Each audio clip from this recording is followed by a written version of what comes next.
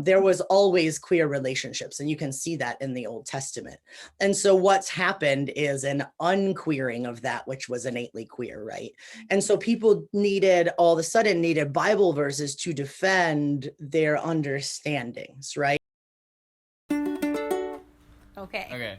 1, 2, ready, go. Welcome to the Called to Be Bad podcast. My name is Mariah Martin, and I feel called to be bad. It turns out I'm not the only one. Join us as we dig into all things bad, scandalous, deviant, you know, the stuff that makes good church folks squirm in the sanctuary. Why? Well, because sometimes the scandalous is spiritual, deviant is divine, and bad is beautiful. Say yes to the call, and let's see what holy trouble we get into today. Hello, Leo. How are you, my friend? Good. Welcome to the podcast.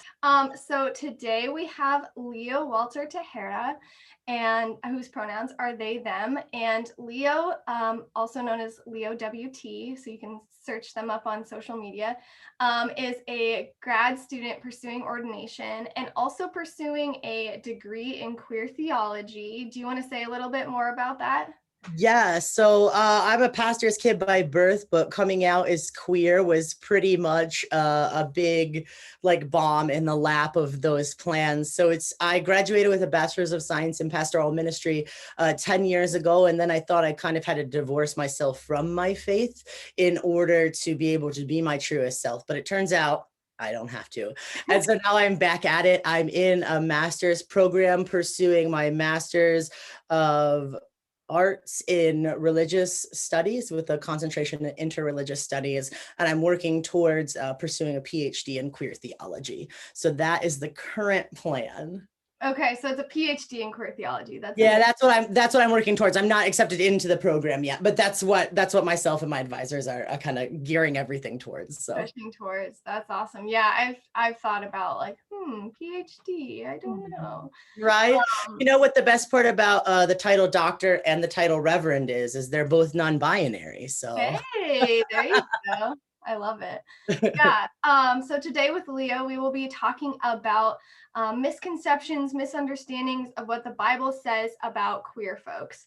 And so I want to talk, we always start with definitions. So I want to ask you how you define queer. It doesn't have to be the universal perfect definition, but your operating definition of queer. And what is the lens from which you interpret the Bible? So little questions. Just tiny ones to start off with, right? Yeah. So when I talk about queer, queer is, first of all, it used to be a slur and it's kind of going through a bit of a reclamation. So queer in terms of orientation and gender is coming back into play. And it's something that people are asserting and reclaiming as their own, kind of like, if you're going to call us queers, here we are, you know. But the thing that I like about queer is that the very nature of queer is that it defies categorization. And so even when I'm talking about queer theology, I'm not strictly talking about LGBTQ apologetics, because frankly, I'm kind of over that debate, because if someone doesn't think that I can exist as a queer person and a Christian, we're already probably across the divide that we can't cross. But when I talk about queer theology, what it is the breaking down or the dissolution of binaries that were not meant to be put in place.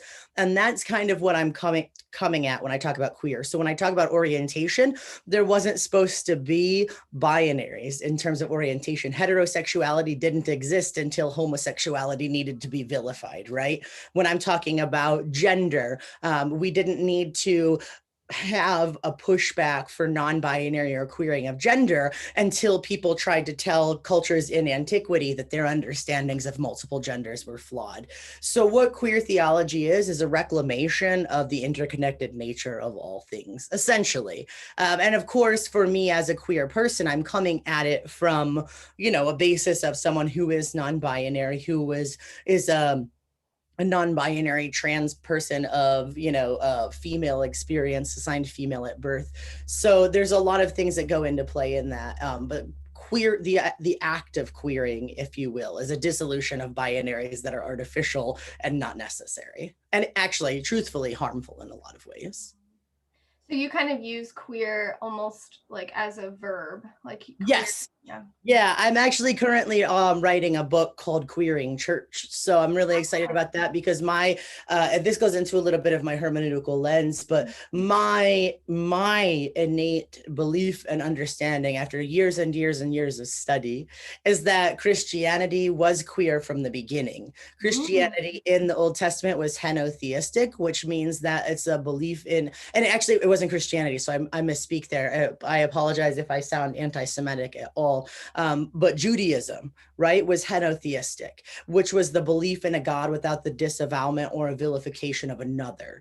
And so Judaism functioned in a queer manner from the very beginning, and that is where our roots come from. And so my assertion in the book is that the church has always been queer, and the efforts to unqueer it were made by people who wanted to stake a claim, a power claim, an authoritarian claim on divinity. And so they needed to rein it in and hone it down and box it up so that they could retain their power and authoritarian nature. Well, let me know when you release that book, because I will certainly read it.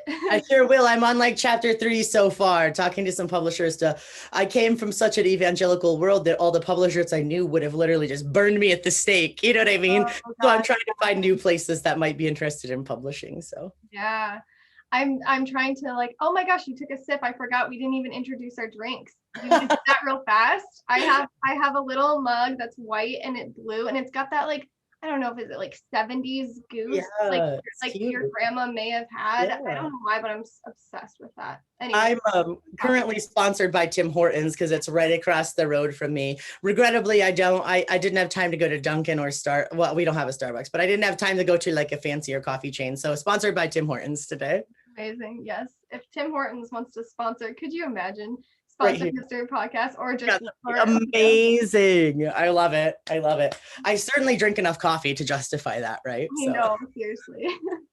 Leo and Mariah, sponsored by Tim Hortons. I could get with that. Yeah. Hello, beloved baddies. A quick break to tell you that this episode is sponsored by the Center for Art, Humor, and Soul, a nonprofit that supports and amplifies the voices of edgewalkers through art that catalyzes change, laughter that brings us together, and soul awakening to the creative spark within us. The support from the Center for Art, Humor, and Soul has meant the world to this podcast, so I highly encourage you to check out their website, arthumorandsoul.com, to see their other featured artists and projects. If you want to support the podcast, you can check out our Patreon or get in touch. Now I'll let you get back to this episode of Called to Be Bad. So you said that you're kind of over defending yourself, but I found you on TikTok, which is awesome. And a lot of your content is talking about the passages that have been used to harm LGBTQ folks. And so I was wondering if you could go into a few of those and talk about how you interpret those verses. Yeah, absolutely. It's necessary to kind of preface any conversation with that, especially if it's an audience I haven't spoken to before, because there is a massive understanding that the Bible says being gay is wrong. And so while I don't spend my whole time doing apologetics, I do have a fairly boilerplate response. So we'll roll with that, if you will.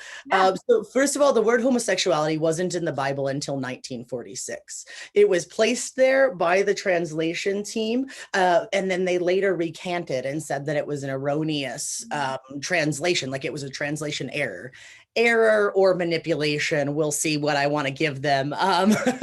But actually a seminary student about, I want to say it was like 10 or 20 years down the road, found the translation error, contacted the translation team, and the translation team was like, you know what, you're right.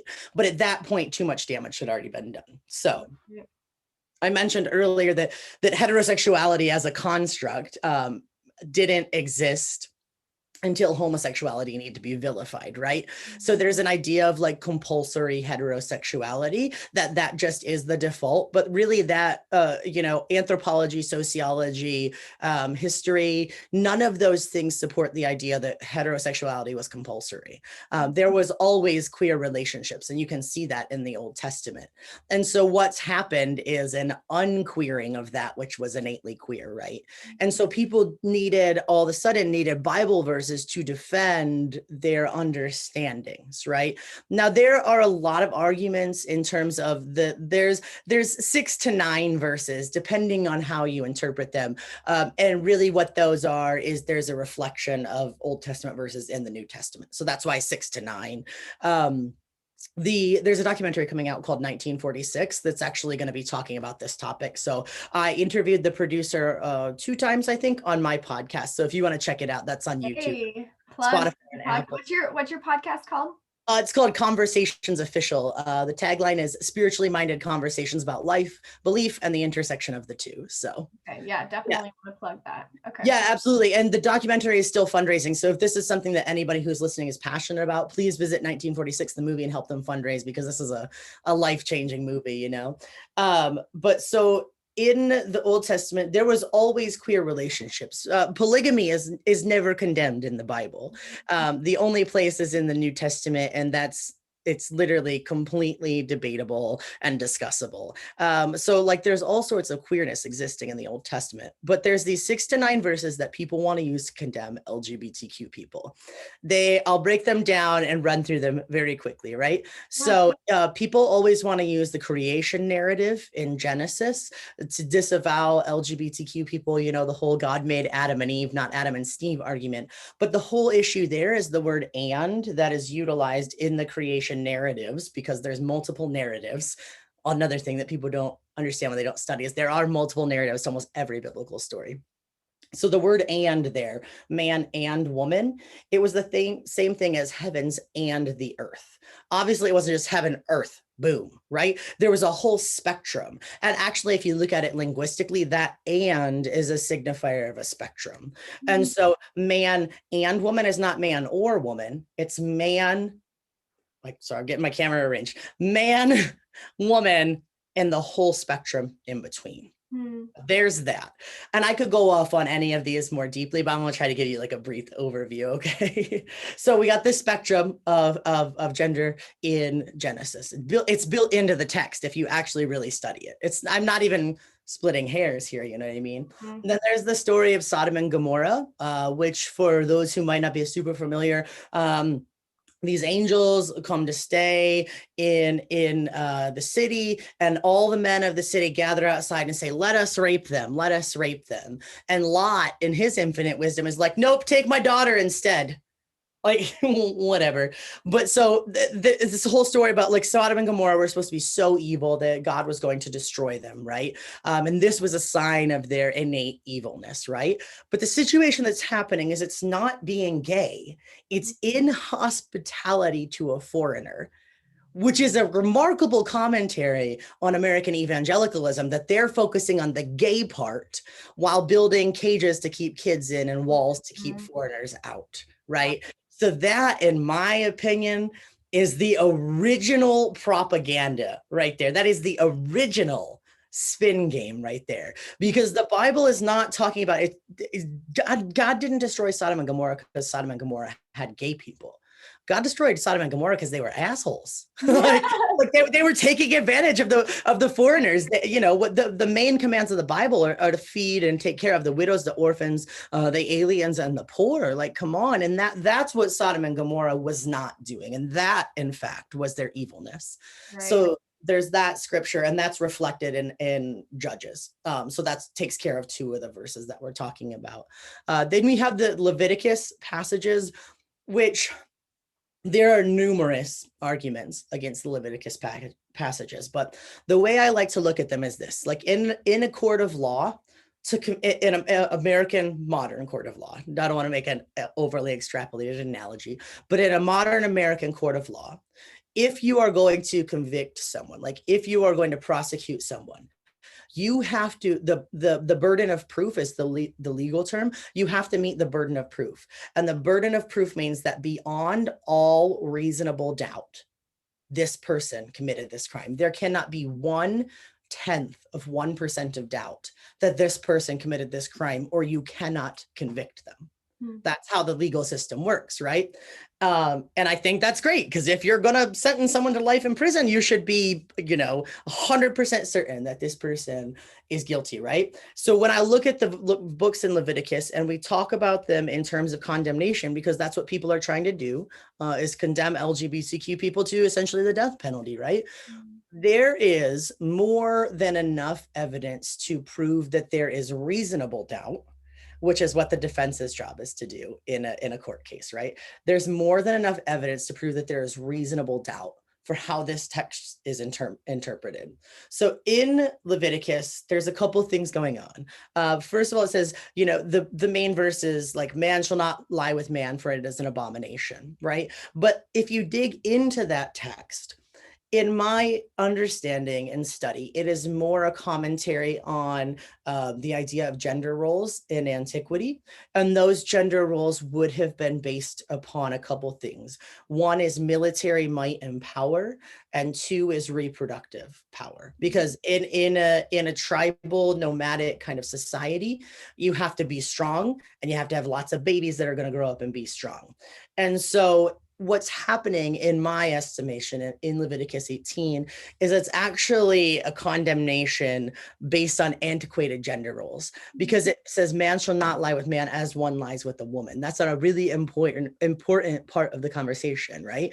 Because there's an analogy being drawn there. And so what Leviticus 18 is, in my understanding, is more akin to a condemnation of male giving up their masculine power and ability to reproduce and fight, and to taking on a feminine role. That's my understanding. There are tons of other arguments regarding Leviticus, not the least of which being we don't follow most of it anymore. You know what I mean? Yeah. Like if your clothes have two different kinds of thread in them, then you're going against Leviticus. If you shave the hair on the sides of your head, then you're going against Leviticus. So, there are many arguments against Leviticus in my mind, but I think the one that perhaps is the most interesting is I think it's more of a commentary on gender roles in antiquity, which we have come to understand that those are not okay, right? We have come a long way in terms of understanding gender roles, not in terms of paying women what they're worth, but hey, who am I? That's a different podcast. But we've come a long way. And I think that's the most important thing in Leviticus, is that there is more than enough evidence, and there are more than enough alternate theories founded in good scholarly work to poke holes in the burden of proof and create reasonable doubt, in my opinion. So that's Leviticus. Then we move on to the New Testament, and we're talking about Paul. And this is where it becomes very important to realize that the word homosexual was not in the Bible until 1946. There were other prohibitions, but most of them are more akin to what would be known as pedastry, which is older men having sexual relationships with boys who would have been under the age of consent. So even if it was culturally appropriate, please understand this, it was culturally appropriate in the time that the Bible, the books of the Bible were composed. It was culturally appropriate for older men to be married, be fathers, be rulers, and they would still have essentially boyfriends. They would have young men that they had sex with. That was common culturally. And so the prohibitions that you're seeing in the New Testament are much more akin to pedastry, which is pedophilia. And so that's kind of what we're looking at in terms of the New Testament, is all of those really fall more into that pedastry mindset. None of them are speaking of a consensual same-sex relationship. It's just not happening. And the word homosexual wasn't in there, right? It was a construction linguistically that happens through translations. So that's kind of my assertion all the way around. Also, there's one other little nuance in reference to, I want to say it's Corinthians, where it says women gave up their lusts for men and engaged in unnatural relations with other women. But here's the thing. People can be born gay, right? Like, so this text has not yet reached a place of scientific and cultural understanding where people are born gay, especially women, because so far in the text, women are silent and we're only talking about men sleeping with men. Okay. Right. So if you're a lesbian, if you're a top, you're good to go. but if you're a bottom or a man, you're out of luck. But the idea here is this unnatural desires. I was assigned female at birth, and my natural desires have always aligned with lesbian women. Always. Tried 3 exorcisms. They either failed or they worked so well that I'm a boy now. We don't know. Jury's still out. But my natural desires have always aligned with lesbian women. And so to say that I gave for me to have a sexual relationship with a person who was assigned male at birth and presents as male would be unnatural for me. And so that's outside of the scope of the text, really. And this is where we see, as thought and science evolve, we must evolve with it. So those are my brief, not so brief, but brief thoughts on the scriptures. Yeah. And excuse me. And they had an entire different understanding of like cosmology and like the natural world and like hierarchy. Yeah. So they wouldn't have, they don't have, I have this book that talks about how every species of animals, it has been shown that they have, same-sex relationships, same-sex sexual acts. And so then it would be very much considered natural. Yeah, there are 29,000 species of queer animals. I happened to take a course this semester, which was amazing. It's called Queer Eco-Spirituality. So examining the intersection of queerness, ecology, which is your location in your world, and spirituality. And we read a bunch of articles, and I had to dig through to scientific, written by a biologist articles, but I can state with absolute assurance via my own scholarship that there are over 29,000 species of animals that exhibit queer behaviors. Wow. Bar none. You know what I mean? Just in nature. So. Right. Yeah, they had the book that I have, I forget what it's called right now, but it has an entire chapter on squirrels. And oh my God, yes. I love it. You got to send me the name of this book because I'm so interested. Yeah, it's called shoot. I'll put it in when we release the podcast, I'll put it in the description. But yeah, and then I'll send a message to you, Leo, about it. Perfect. And then also I was thinking about a lot of the passages kind of had to do with this that being penetrated was kind of a humiliating or it was a manner of punishment. Like soldiers would punish the captives of war by having sex with them. Well, it was not even sex, it's penetrating them to punish them. And that is so far removed from a loving, mutual, consensual relationship and a concept of orientation. This was not even a sex act, but a punishment act. And so that's so far removed from a consensual relationship between people with the facilities and abilities to both be equally present in a sex act. Right. There's rarely a egalitarian where the power is equal. I don't know if that exists in the Bible as we know it, but there is this mutual beneficial relationship. Yeah. So like you said, you can't even argue. It doesn't match up. It doesn't. It's completely unequal arguments. What we're talking about. We're having different conversations, and we're here having this conversation about the reality of the text, the context of the time, and then other people over there go to hell, fags. Basically, is what's being said. You know what I mean? And it's in my estimation, it goes beyond ignorance because you're wielding the power of divinity.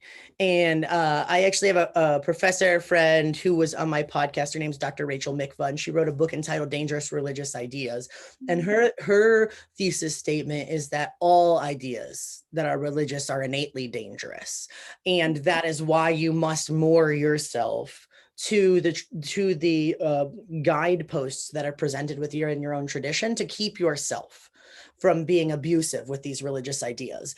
And in my experience firsthand, these religious ideas are being used to intentionally scare, manipulate, and extort essentially queer people, right? Because they're being wielded as a weapon, not as anything else. So right. Yeah, it comes down to a matter of life and death.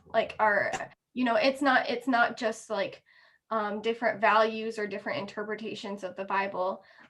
It's a matter of, do you value this other person as a human being? Yes. And are you willing to treat them as an equal human being? Yep. And I know it's more complicated than that. I understand. But I think if you break it down to a fundamental level, it's even with political ideas, you are always responsible for the negative space of what you say and put out into the world. And so, like with American exceptionalism, when we put out into the world, like America is great, America's the best, the negative space of that comment is that everyone else sucks, right? And we've created a sort of vacuum, right? And this is what happens with toxic theology as well. Because the reality is, some people say, oh, you're just arguing about semantics. No, it's not semantics. Semantics would be literally just a word argument. But when we're talking about anti-queer theology, what we are talking about is a theological system that perpetuates trans people being murdered at a greater rate than their cisgendered siblings. When we're talking about anti-LGBTQ rhetoric being sown into congregations, we're talking about theology that is emboldening people to take the lives of queer people. It's not a metaphorical semantic argument. It is a matter of life and death. And so if you are really going to engage in an intellectual conversation where you come to the conversation and you're actually there to listen, that is a whole different thing than saying love the sin or hate the sin. Because the blood is on your hands when you come out with that theology. Yeah. Yeah, I've heard that phrase used quite often. So crazy, right? And this can be a whole, this could be a whole other podcast, but I think we're not talking about the same sort of love. Like we have different definitions of love, and also different definitions of like salvation. But yeah. It's very different. Yeah. Do you want to share more about your own experience about the Bible weaponized? Yeah, absolutely. One of the biggest things that's happened in my life. I mentioned I've been exorcised 3 times, and I went willingly, because I really double fisted the evangelical Kool-Aid, if I'm being honest. From the time I was 5, I understood myself to be someone who was called into ministry, and so coming out, or let's rewind from even coming out, but just realizing that I was gay was catastrophic to me, because I had ingested all of that homophobia into my own being. And so there was a large period of self-loathing, and there was just so many people in my life that told me, like, you're going to hell. Or my favorite thing is, like, I'll pray for you. So I've actually started a hashtag that's #don't pray for me, because so many people, especially on TikTok, are like, oh, I'll pray for you. And I'm like, don't, I'm fine. I'm good. You know what I mean?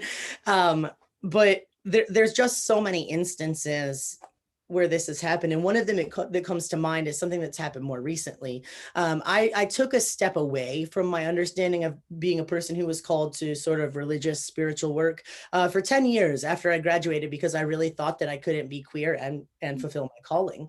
And I just recently came back to it last year, almost 365 days ago.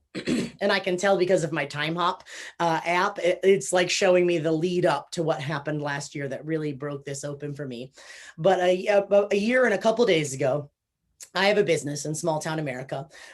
We have 13,000 people in our town. We're in a weird spot where we can either tip forward or back, in terms of ideologies, right? We can either tip forward into the future or we continue to be regressive. So it's a weird spot. And rural America can be a great place to be queer, but we're trying to make that happen in our town. But what happened last year was I had a sign up in my window, which is on our main drag in town. And it said the first Pride was a riot against police brutality. #happy Pride, #Black Lives Matter. Because quick Pride fact, the first Pride was a riot against police brutality. And it was started by Black and brown trans women who said, no more. You're not going to assault us anymore, New York police. But so I had a sign in my window that honored that, especially with the intersectionality that occurred last year with George Floyd's lynching and everything like that. And someone in our town threw a brick through our window, smashed it open. And for the 3rd time in my life, I've been a victim of a hate crime. And for the 3rd time in my life, the police department in our town said it's not a hate crime. And so that happened. And then the next day I was making a video because I caught wind of a local preacher in town who is like a celebrity preacher, you know what I'm saying? Like, I always call it the Church of the Sexy Coffee Bar. It's like, it's evangelicalism and it's indoctrination, but just with a button down shirt instead of a suit and tie. You know what I mean? That kind of church, that like Hillsong vibe, but we're still gonna like lower, you know, it's toxic. It's horrible. And this pastor is a former police officer and less theological education than myself. And he was going on Facebook Live every day and saying how George Floyd deserved it. He was saying how Black Lives Matter is evil. And his main tenet was that Black Lives Matter is evil because they support LGBTQ people. And so after having, been kicked out of this church by this pastor, and having multiple friends been kicked out of this church by this pastor, I said, like, enough. I'm over it. And I apparently decided to come out of my 10-year hiatus like that, right? I was like, boom, let's do this. So I went out, and in front of that window that had been replaced with a big rainbow flag by my friends, I stood in front of that window for 8 minutes and 50 seconds, I gave a speech that changed my life off the top of my head. But the summation was, I'm here and I have more theological training than you. And if you're going to be comfortable saying these things, it's my duty to make you uncomfortable, because yours is not the only viewpoint. It's not the right viewpoint at all, but it's certainly not the only. And so I made this video, and I'll send you the link to it because it's one of my more inspired pieces of work. But after that video got 13,000 views. If you remember back a couple seconds ago, there are 13,000 people in my town. So I was getting stopped at the drive-through. People were crying, coming up to me crying at Walmart saying, thank you for taking on this pastor and this church. And I never mentioned the pastor's name or the church, but it's funny because this pastor took it upon themselves to make videos misgendering me and calling me angry and hateful and uneducated in public videos. Wow. And that was the moment at which I was like, this something has to change. Like, realize that there has been so much abuse that people have suffered, and even myself suffering at the hands of myself, because I tried so hard to not be gay. I tried 3 exorcisms hard to not be gay. And it took 5 years between realizing I was gay and coming out. That 5 years was all self-flagellation, depression, suicidal thoughts, and self-harm. And that is what we need to get past, because the church, American evangelicalism, and a very specific branch, right, which is not the majority of Christendom in the world, but they speak the loudest and carry the biggest stick, apparently. But they are setting up this precedent that you're wrong. You're going to hell. You're demon possessed, like all of these things. And that is incredibly detrimental. That's not even talking about what I lost every single one of my friends for a time period. I lost my family. I was almost kicked out of school because I went to a Christian college. So were it not for 2 friends that were strategically placed in administration, I would not have a bachelor's degree today. This is the negative space of, this type of theology. And if you want to come to the table and have a conversation about if it's okay to be gay, or if gay people exist, because that's where evangelicals are. They don't believe gay people exist. They just believe it's a perversion. But like, hi, I'm super queer, even if I never have sex with anybody ever again. Like, I'm just very queer. It's like a whole thing. So people are like, you can't be gay and a Christian. And I'm just like, here I am. Like, what you want to do with it is whatever you want to do with it. But like, you can't say I don't exist. Yeah, loving someone while hoping that they change a fundamental part of who they are is not I don't think that that's love. No. But it's so refreshing to hear you say that you understand that orientation and gender are a fundamental part of someone. Because here's the thing, when you say love the sin or hate the sin to a person who has never felt an opposite sex attraction, you are saying, I hate who you are. And that's the subtext that a lot of people don't understand. Right. So telling someone to not be gay is the same as telling someone to not be straight. Right. Just stop being attracted to who you're attracted to. Yeah. It's the same thing. Right.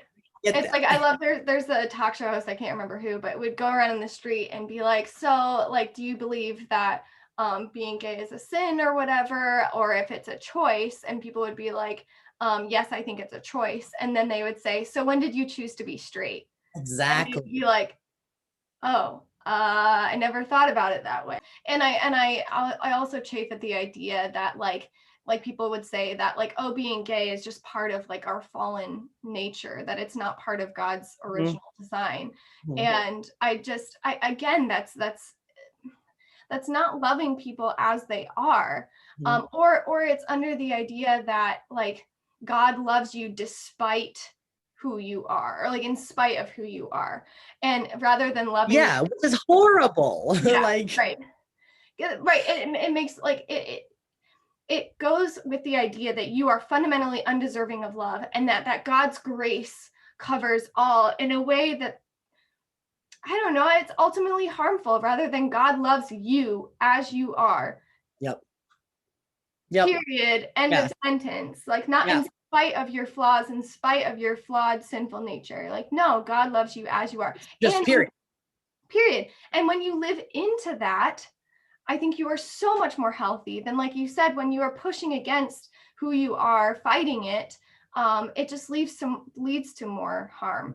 I mean, when it just comes down to like a pastoral perspective, like I'm going to support human flourishing, and I'm going, like you said, it comes down to life and death, a matter of life and death. And it's not like, oh, I guess I'll put aside my theology to love people. Like, no, that's part of my theology, that God didn't mess up when God made queer people. Like it's not a mistake. It's not an abomination. What the church doesn't realize is that they need queer people. The church needs queer people more than queer people need the church, if I'm being honest. Because I've found greater senses of what church should be at a pride parade than I have in many sanctuaries I've ever been in my life.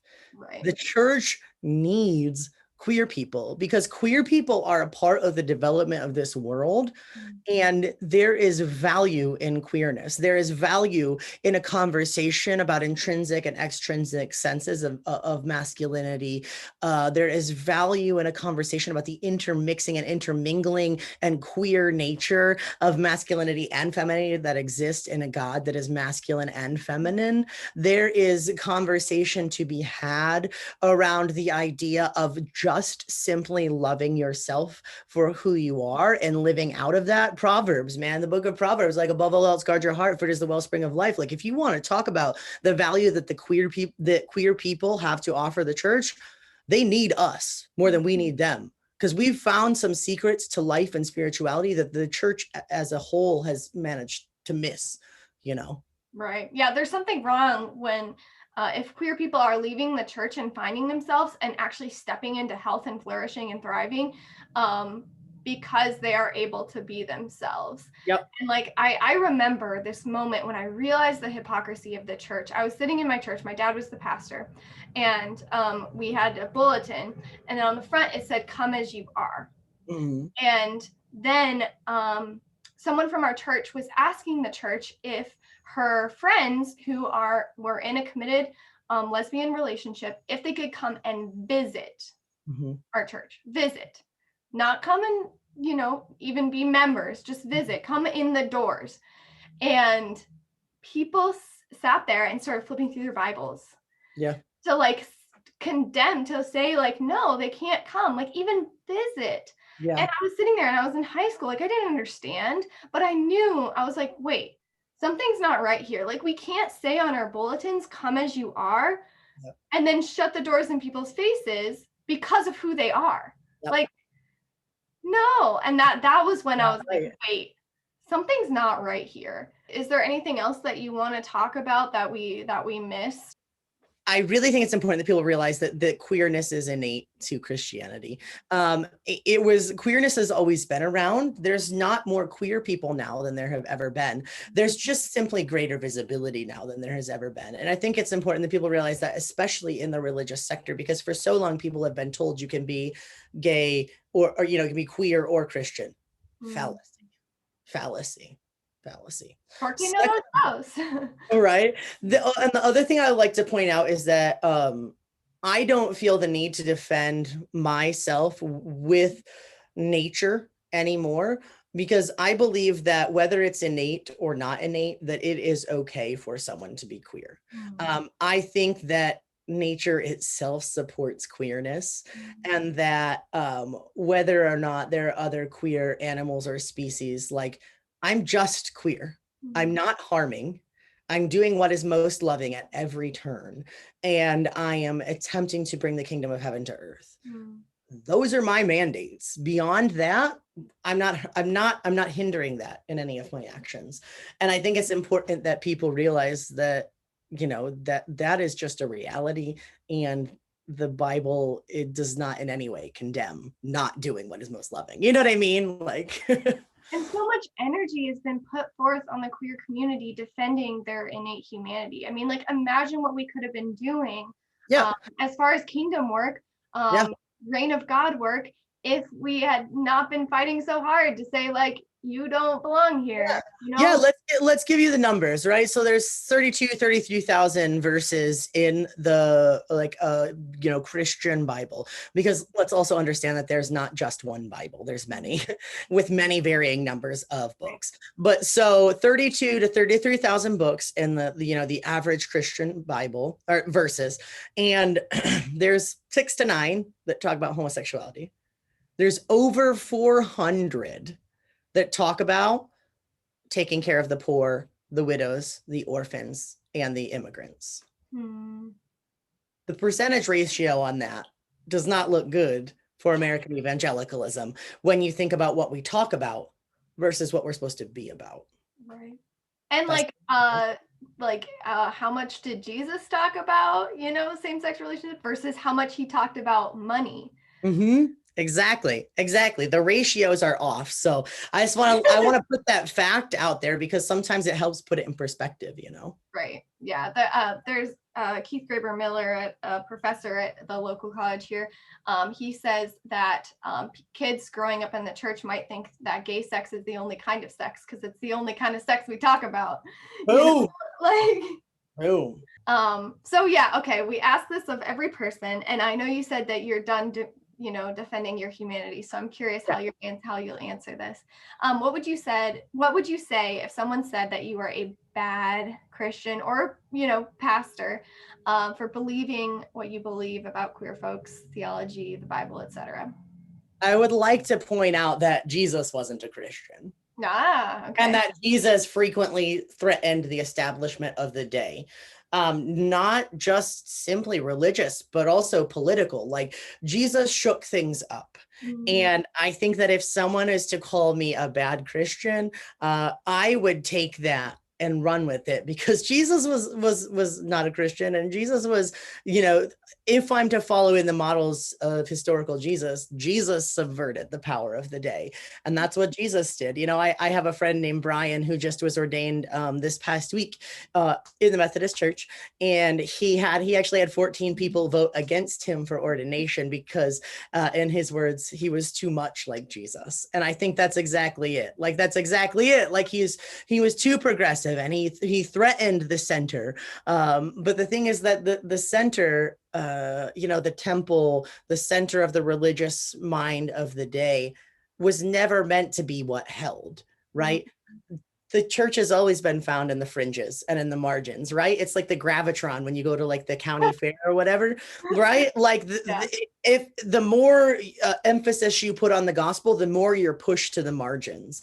And so if I'm a bad Christian, I think that's great. I would rather err on the side of being pushed to the margins than trying to hold on to a center that wasn't ever meant to exist. I mean, The temple was a later invention that, in my estimation, was probably designed to maintain control, right?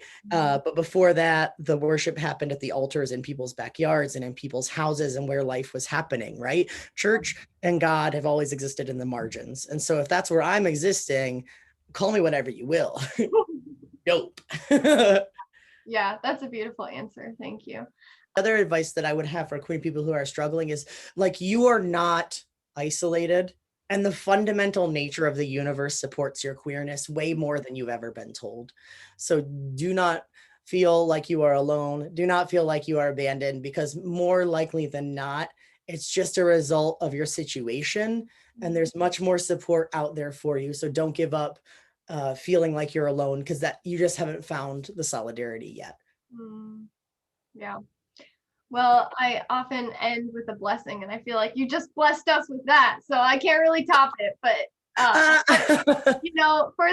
would it be okay, Leo, if I blessed you and all the viewers and listeners? Absolutely. Okay. Leo, and all you baddies out there, may you go from this space today knowing that you are fully seen and held and loved as you are, not in spite of who you are. You are not an abomination. You are beautiful in God's eyes.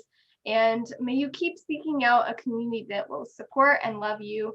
May you just glow and bask in all that makes you you. Amen. Yes, I like that. I'm taking that. Sure, take it. Thank you so much, Leo, for being on the show, and all you baddies, we'll see you next time. That's all for this episode of Called to Be Bad. Keep being your bad, beautiful selves, and I will see you next time.